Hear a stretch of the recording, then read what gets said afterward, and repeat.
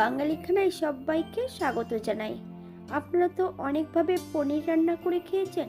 একবার আমার মতন করে সহজ পদ্ধতিতে আপনিও শিখে নিতে পারবেন ছোট ছোট টিপস সহ। তবে এতটাই সুস্বাদু খেতে, আপনি একবার রান্না করলে বারবার রান্না করবেন। রুটি, পরোটা, লুচি সবকিছুর সঙ্গে অসম্ভব ভালো লাগবে। তবে আমার বাড়িতে কিভাবে পনির রান্না করা হলো, চলুন সেটা একবার দেখে নেওয়া যাক ভিডিওর মাধ্যমে। আশা করি আজকের ভিডিওটি আপনাদের ভালো লাগবে। তবে সম্পূর্ণ ভিডিওটি দেখার অনুরোধ রইল সকল বন্ধুদের কাছে। আমি এখানে 250 গ্রাম পনির ছোট ছোট টুকরো করে কেটে নেব। আপনারা আপনাদের পছন্দ মতন পনিরগুলো পিস করে নিতে পারেন।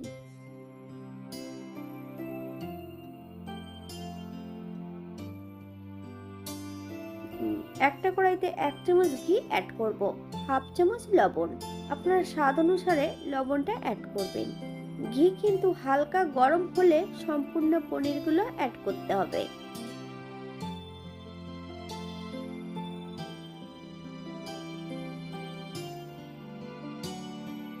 মিডিয়াম আঁচে 7 থেকে 8 মিনিটের মতন ভেজে নিতে হবে।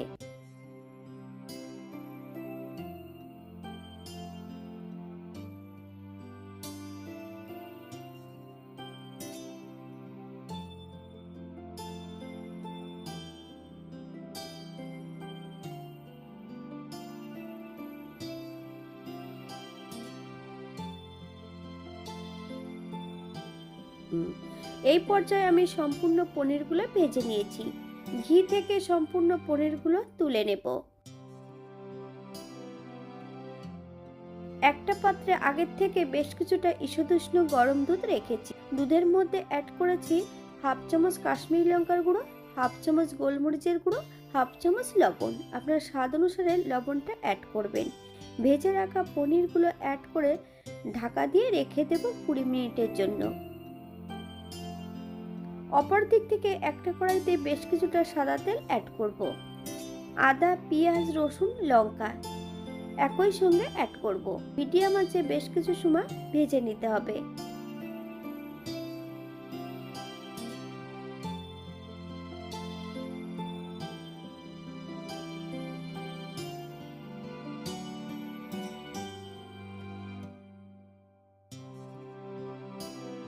পেঁয়াজ রসুন ভাজার এই পর্যায়ে অ্যাড করব 4-5টা শুকনো লঙ্কা।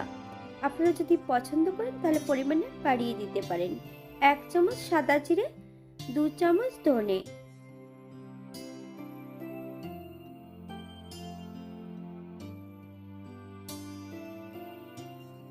দারচিনি, এলাচ, লং। বেশ ভালো করে মশলাটা ভেজে নিতে হবে।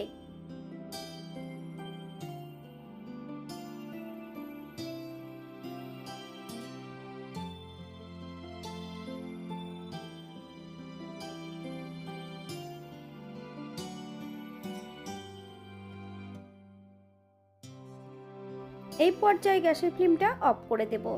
সম্পূর্ণ মশলাগুলো ঠান্ডা করে মিক্সার বোলে অ্যাড করতে হবে। একটা গোটা টমেটো আমি ছোট ছোট টুকরো করে অ্যাড করব।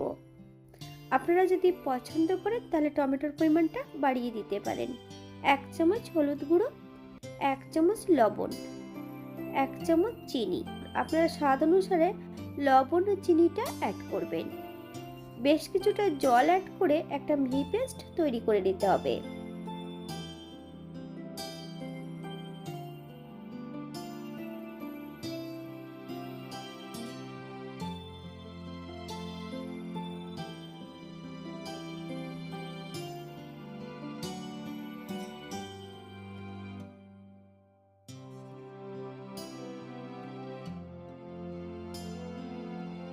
অপর দিক থেকে একটা কড়াইতে আগের থেকে বেশ কিছুটা ঘি অ্যাড করা আছে। এই পর্যায়ে অ্যাড করব হাফ চামচ কাশ্মীরি মেথি পাউডার। কাশ্মীরি মেথি পাউডার থেকে সুগন্ধ বেরোলে যে মশলাটা বেটে রেখেছি তার অর্ধেকটা মশলা অ্যাড করব। 4 থেকে 5 মিনিটের মতো মিডিয়াম আঁচে মশলাটা প্রথমে ভেজে নিতে হবে।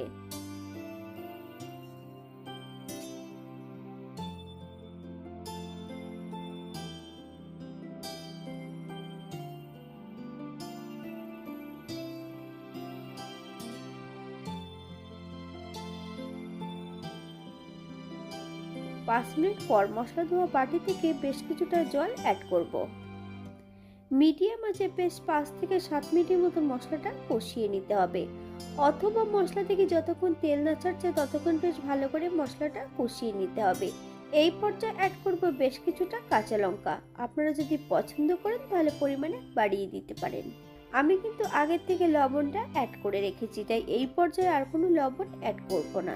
আপনারা স্বাদ অনুসারে লবণটা অ্যাড করবেন।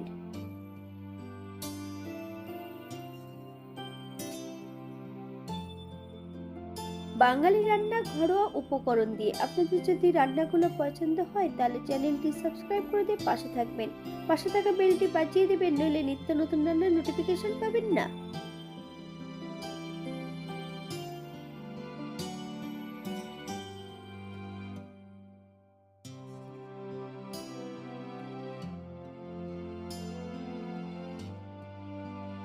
মশলা কষানোর এই পর্যায়ে সম্পূর্ণ দুধে ভেজানো পনিরগুলো অ্যাড করব।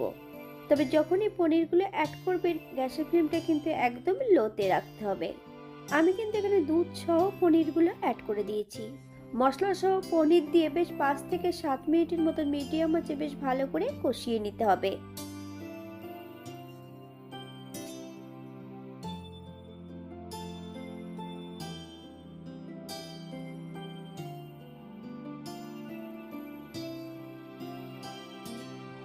মশলা ও পনির কষানোর এই পর্যায়ে আমি 1 কাপ গরম জল অ্যাড করব। আপনাদের যতটা গ্রেভির প্রয়োজন আপনারা ততটা জল অ্যাড করতে পারেন। তরকারিতে কিন্তু গরম জল অ্যাড করলে তরকারি খেতে কিন্তু বেশি সুস্বাদু হয়। এই পর্যায়ে হালকা হাতে নেড়েচেড়ে 5 থেকে 7 মিনিটের জন্য ঢাকা দিয়ে রেখে দেব।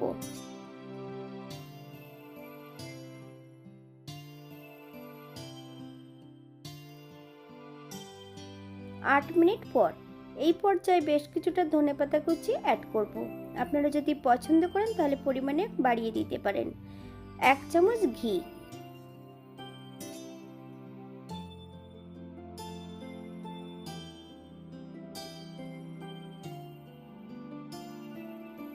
এই পর্যায়ে গ্যাসের ফ্লেমটা অফ করে দিয়ে 5 মিনিটের জন্য স্ট্যান্ডিং টাইম দেব, তারপর সার্ভ করব।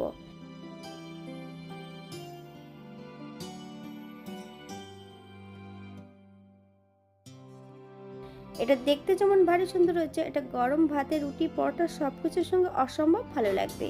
আপনারা যদি নিরামিষ খান তাহলে পেঁয়াজ রসুনটা বাদ দিয়ে দিতে পারেন।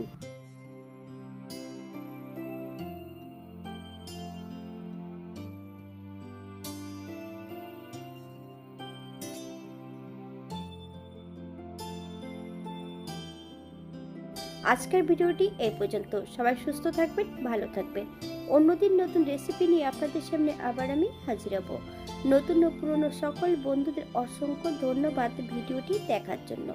হাতে যদি সময় থাকে তাহলে একটা লাইক, কমেন্ট, শেয়ার করবেন।